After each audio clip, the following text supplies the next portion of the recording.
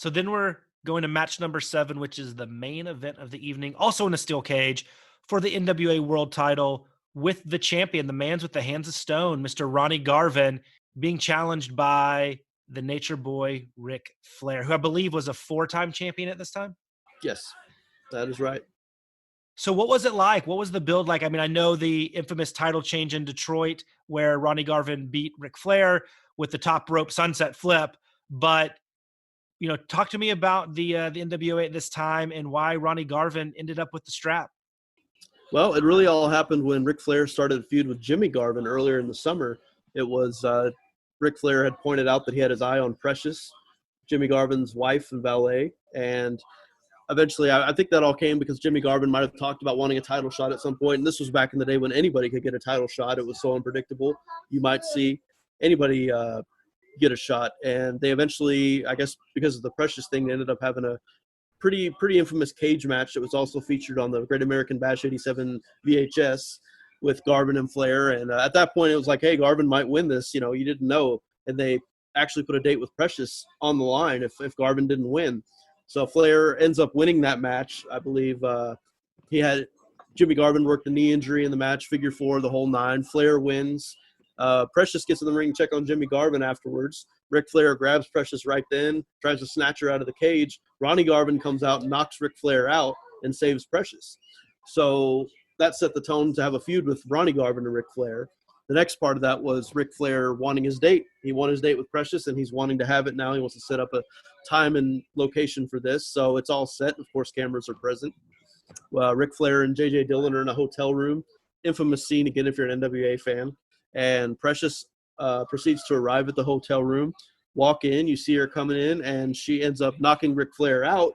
And I think she quote unquote, threw JJ in the pool of their hotel. And as you see him walk out, it's actually Ronnie Garvin dressed in drag for the Precious date, which furthers their feud.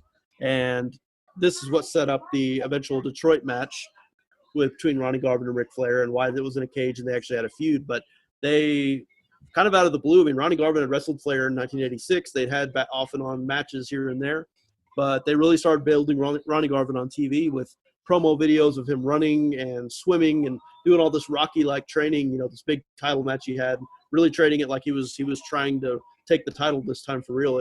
I guess a quick, really fast way to elevate him into the main event picture, which he really wasn't completely before. But it wasn't his first time to dress in drag. True.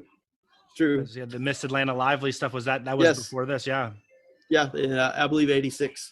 So the match itself, I mean, it's hard to argue. Ric Flair still has the best entrance in professional wrestling, and on Starrcade 1987 was no different. I mean, it's just something to behold, even looking back 30 years later. Oh yeah, for sure. It was recognizable. I mean, mainly maybe only second to Hulk Hogan's entrance and the visual. Everybody knew Ric Flair at this time. I just love the contrast of Ric Flair and Ronnie Garvin. I mean, there's 2 more different wrestling personalities you won't find. Right, exactly. I mean, the hardworking blue collar, tough guy, that no frills against, quite possibly the opposite of all those in every way possible was great. Garvin comes out historically, to boos. And I would say, honestly, it comes across as very lukewarm, which then morphs into boos and even Garvin sucks chants.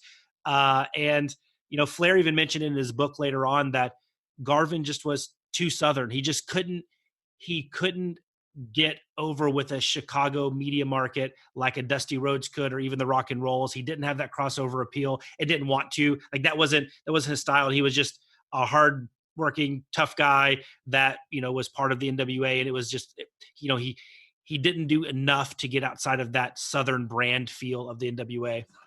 Which is funny because Ronnie Garvin's actually Canadian. I know, so right? That's actually the biggest part about it. He could even pick up the accent in his promos occasionally, but I think it was just such a quick jump right into the main event. But when they got in the cage, they fought like nobody else and beat the hell out of each other. So that's what I liked about it. It was like, this is a world title fight. That's what they brought to it in every match that they had. I mean, the world title match and the rematch too. Yeah, I mean, Garvin, the chops, he's famous for his chops, as is Flair. The chops back and forth were out of this world. Garvin's headbutts are just, I love when wrestling looks like a real fight. those looked like real headbutts. Like somebody was so crazy and out of their mind that they just wanted to destroy the bridge of your nose with their forehead. It was Yep. pretty amazing. So it looks like a fight. I mean, we have to ignore the Garvin stomp because that is not realistic in a fight, but at least it could be a lot worse. It's not a reverse Hurricane Rana, but the Garvin stomp comes into the match early here, and Garvin's in control. Flair's chest is beat red. I mean, he even mentions in his book that he basically had to rub Neosporin on his chest for weeks after because it was so messed up from this match. Then we have a low blow cut off again. Once again, the night of nut shots, and yeah, I mean, it just was a fight. And then we go into nearing the end of the match. Garvin headbutts. They're both climb up to the top turnbuckle. Garvin headbutts Flair. He gets crotched on the top rope. I thought that looked excellent and painful. And Flair, is his thing.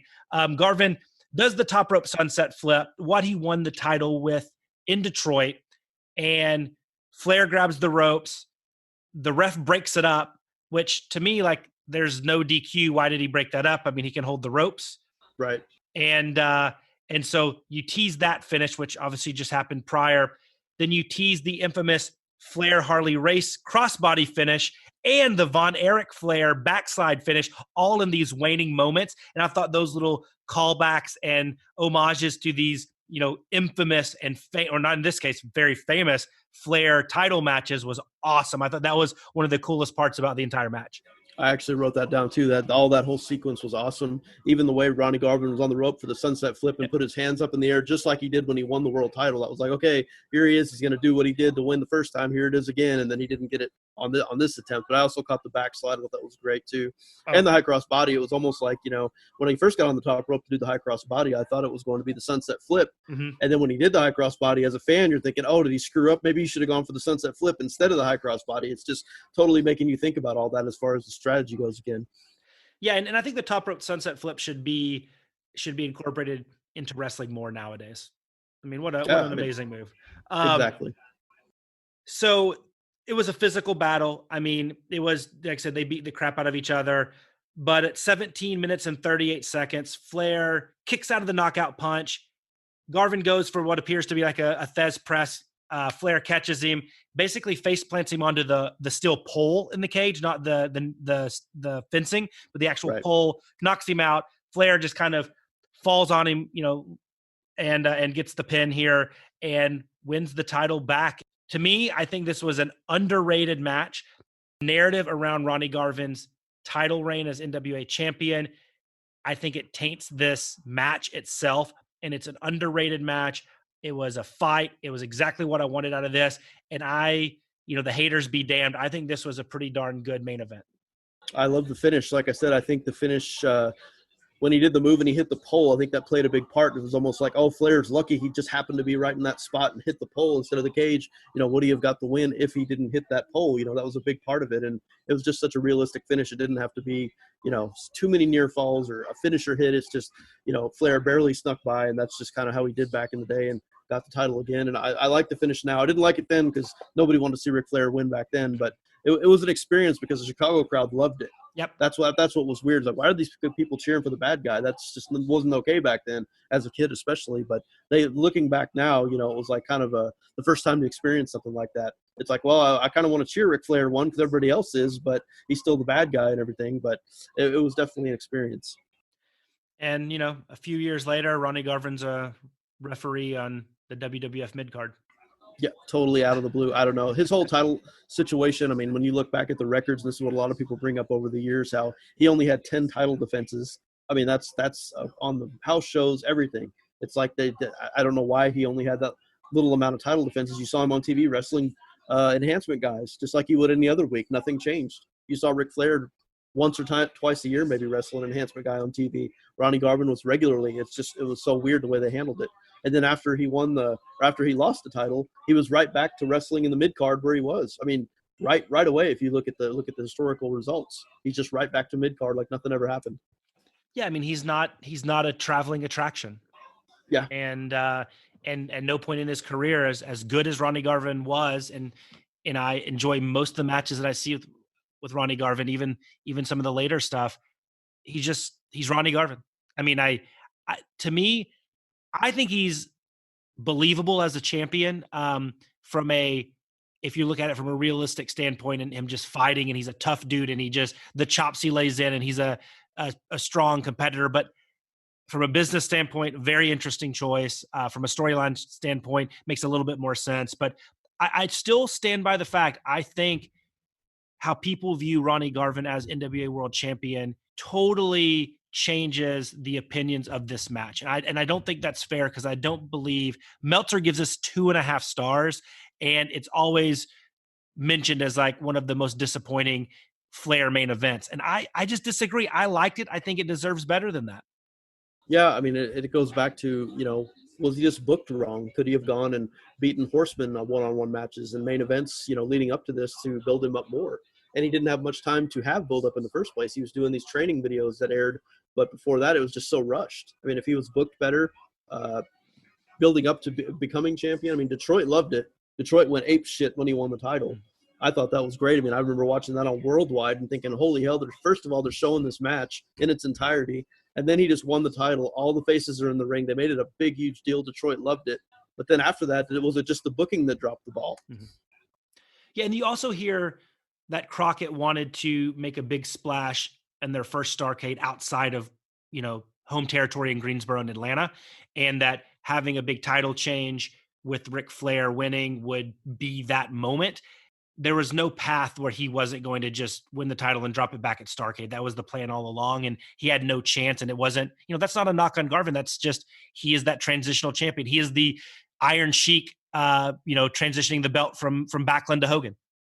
Right. And it's been said that Barry Windham was offered that role and turned it down. So that would have been an interesting take on that too, especially since Windham had so much history with Flair. If he had actually pulled one out and won one match and maybe go to a Starrcade, with all that history instead of just this rushed situation. Yeah, and maybe that's why he was in the doghouse and was told to go under 7 minutes with Dr. Death in the second match on the show. Could be. Even though he's Western States champion still and remained that way for a while. That's true. That's true.